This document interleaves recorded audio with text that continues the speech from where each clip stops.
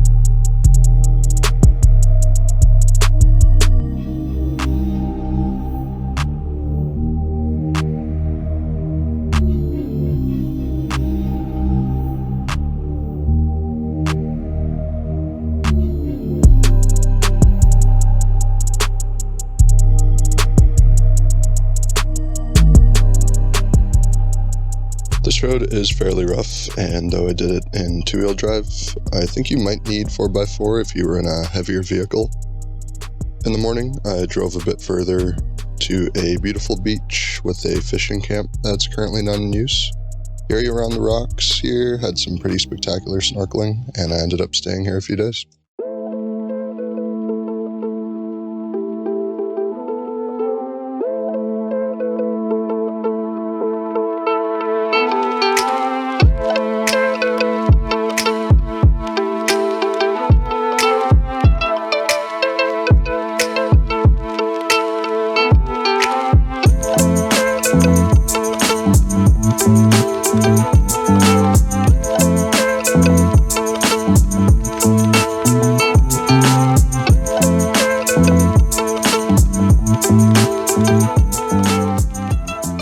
I recorded a few parts of the drive down the coast on this route. At first, it is a bit rough and slow going, as I said, but around Punta Coyote, it turns into a pretty decent gravel road. Most of the drive from the Bosque Range is downhill, so going the other way, south to north, might be a bit more difficult, but otherwise nothing dramatic and completely manageable.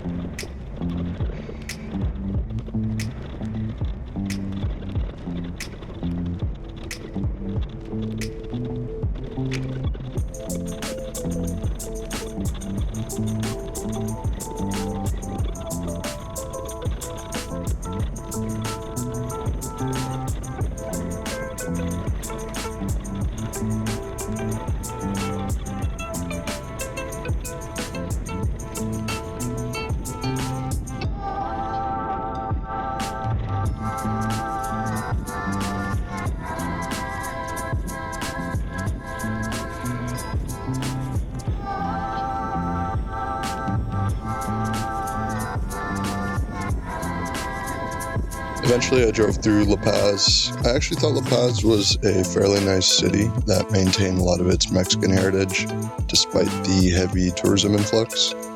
I then drove north to explore the Northern Cape and found this nice tucked away beach. This was also the first time I put my hammock up this trip.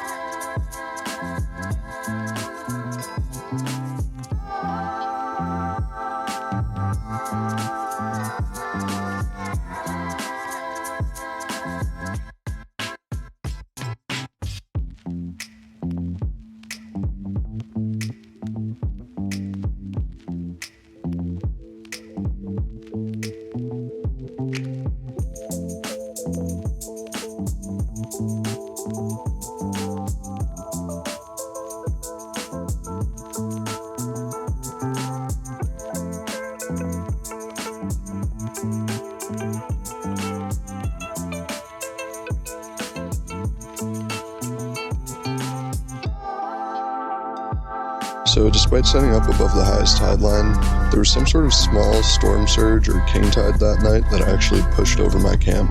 So around 4 a.m. I had to crawl out the tent and back the truck up.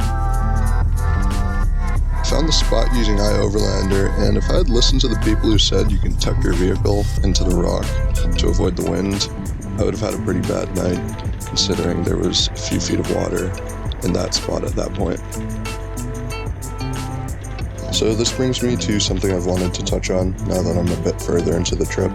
When you start reading about driving the Pan American Highway, you hear a lot that you do not need a four-wheel drive vehicle, and this is completely true. I've seen a lot of two-wheel drive vans and other cars on the road, and you can really do this trip in any vehicle you want. However, the Northern Cape near La Paz was so busy with other vehicles on the main beaches, parked front to back, just like the beaches in Baja de Los Angeles and pretty much every other well-known spot in Baja. But if you have the ability to drive off-road, or at least on some rough trail and sand, you can have spots completely to yourself. Now, I know this isn't suitable for everyone. Some people do like to be around other vehicles. They feel more safe that way, and that's totally fine. But if you're planning to do a trip like this, just ask yourself, what kind of camping do you want to do?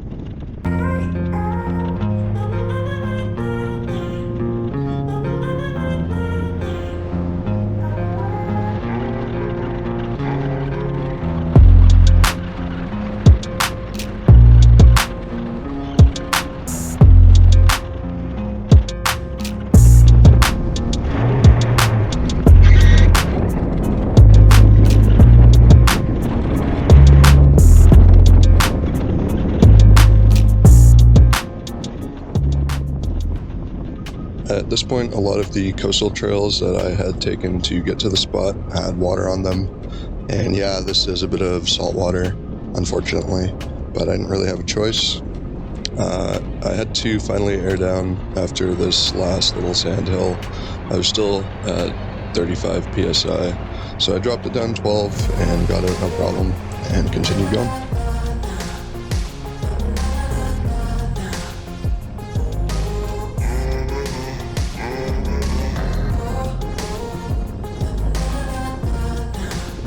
Here's another example of how four-wheel drive can add to the trip. Between La Ventana and Las Barillas, you can take the main highway, or you can take this rough coastal road.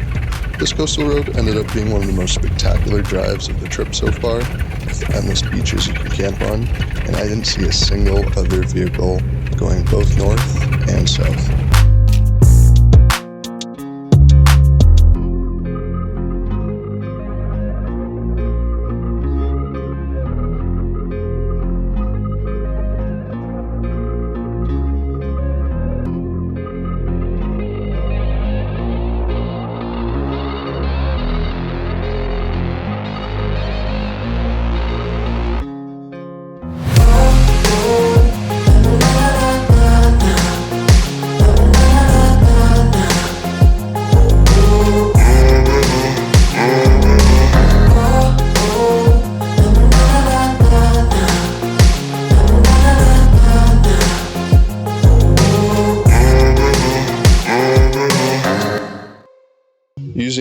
trusty iOverlander app again, I eventually found this spot under some palms.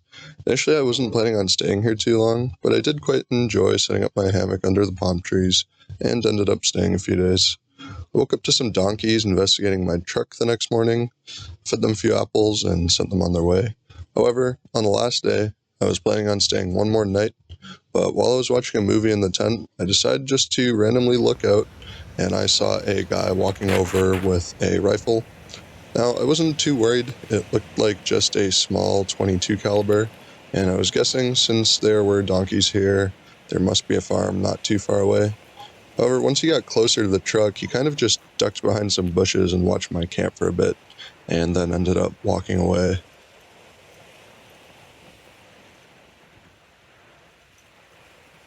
Once he started walking away, I sent the drone up after him to try and see where he came from or where he was going, but I couldn't find him or any vehicles nearby.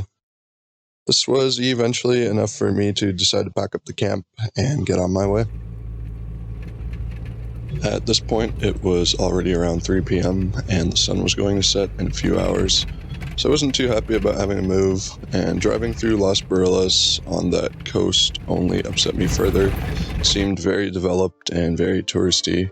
I guess after being in the backcountry of Baja, I really had no interest in being in an area like this. That is, until I found this spot called Punta Arena, which ended up being one of my favorite camping spots. It was on a long, sandy beach that almost no one came down, and I had some great spearfishing action and ate fresh fish every day I was here.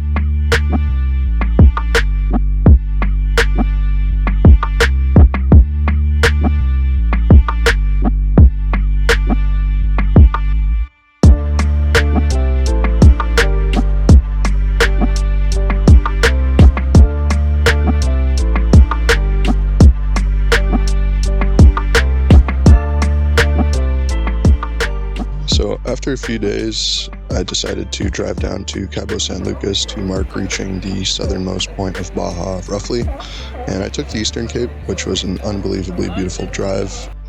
Cabo San Lucas itself, I didn't really like at all.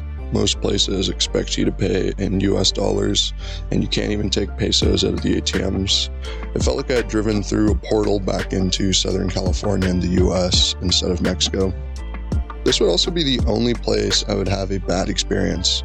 Walking back from a bar at night after having some drinks with a few guys I met at the hostel I was staying at to celebrate completing Baja point to point, a guy followed me demanding cash, saying that his friends are coming if I didn't pay him. The odd thing was he was pretty small and unintimidating, and funny enough, all I had to do was threaten to punch him and he ran away. So definitely a bit of an odd experience.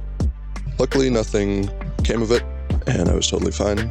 So the next morning, I decided to start driving back towards La Paz, and instead of taking the Pacific side like I initially thought I might, I decided to go back up the Eastern Cape because I enjoyed it so much.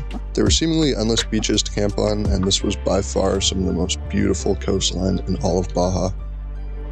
Driving back along that coastal road, I decided to stop and do a bit of spearfishing, because it was the first time the winds had died down in about a week.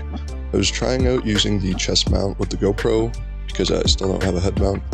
It worked okay, I guess, but I'll have to get a head mount if I really want to take any decent videos like this.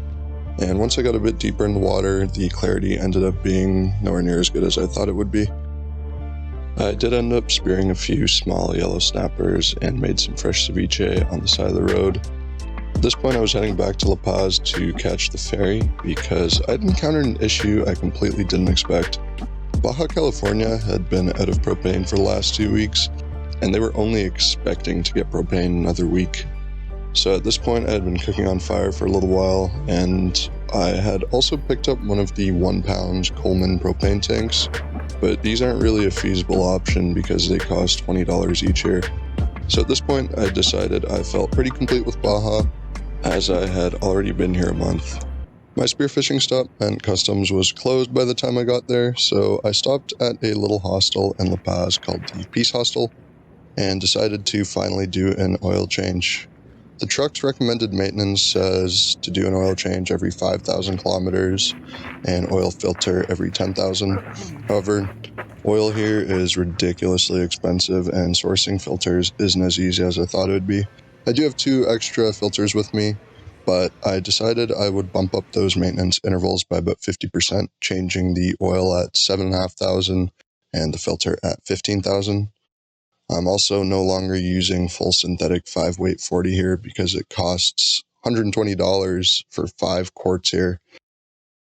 And of course, it is no longer cold enough to justify using 5-weight 40 anyways. So instead I'm using the generic AutoZone 15-weight 40 non-synthetic. I know this might be making a few of you Land Cruiser lovers cringe, but this is the price of trying to deliver the truck to Argentina on a budget. So if you haven't crossed into Mexico yet, I would suggest you get your TIP at the border. It's fairly simple to do. And also make sure you get your FMM stamped, because there are too many stories of people who had to fly back. So as you're coming north from La Paz, you will reach a set of 2 gates. To get your TIP, if you don't have one, you will have to go in through the first gate. You can also park on the street, which makes things easier. And then you'll have to cross the pedestrian crosswalk. And you get your TIP a little window in the corner of this building. No need to go inside. I don't think you can anyways. Afterwards, you will cross back along that zebra walk, and you will have to go back out the same parking lot, only to come in through the second gate. At this point, you will be at customs. So there's nothing really special about inspection. I heard they may search your vehicle. They did not for me or the people in front of me. At this point, everything is marshaled, so it's pretty straightforward. Once you go through this customs building, you will continue in a line going to the scale. I should mention you do need to know who you're going to be traveling with and where, whether it's Topo or Mazatlan, before you get to the scale, because they will measure your vehicle and weigh your vehicle and produce a receipt in accordance to who you're traveling with. Afterwards, you're just going to park beside the scale and walk to one of these 2 buildings. The northernmost is Baja Ferries and the southernmost is TMC, and that's where you'll get your ticket. And pretty much you're done. At this point, I drove down just to where you can see the ferry from that satellite image, and I parked up. There's not really much information that they'll give you about where to park. You will see this is actually exactly where the ferry that I took was parked. And from this point on, you can expect to wait maybe 4, maybe 5 hours. I was entertained by watching trucks drop their trailers by accident, bald tires, and even the occasional person getting stuck on the ramp. I really suggest you have enough food and water and media and whatever you need for the whole day. This will more than likely be an ordeal that will last the whole day. If your boarding time is scheduled for 1 and you're in a light vehicle or an RV, like the people I was traveling with, you're more than likely going to be boarded last, about 4 or 5 hours after the trucks. This may be different for Baja Ferries, but I doubt it. I spoke to some travelers who, even without a vehicle, were made to wait until everyone was unloaded before they were allowed off the ferry when they arrived. But all in all, this is pretty much the core of the process.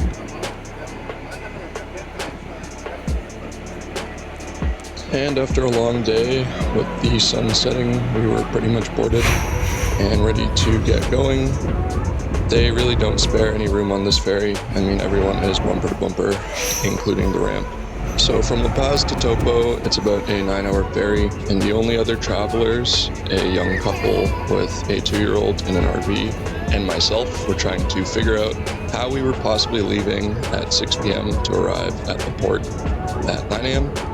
And sure enough, soon I looked into the water and saw a pelican just sitting there beside the boat, confirming that we indeed were not moving and the crew was throwing a little party up top. So the port in Topo, and I assume Mazatlan, doesn't open until 7 a.m., so we were just sitting there drifting. I have to say I'm super grateful to the couple that let me sleep on their couch in the RV, because with all the refrigeration trucks running, I'm not sure how I would have slept. But they definitely came through and saved my butt.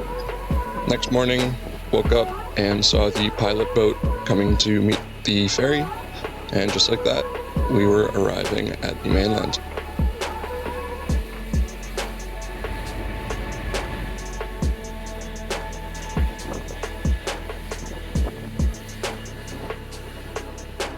So for your planning, I will tell you that by the time you get off the boat, it's going to be around 9 or 10 a.m.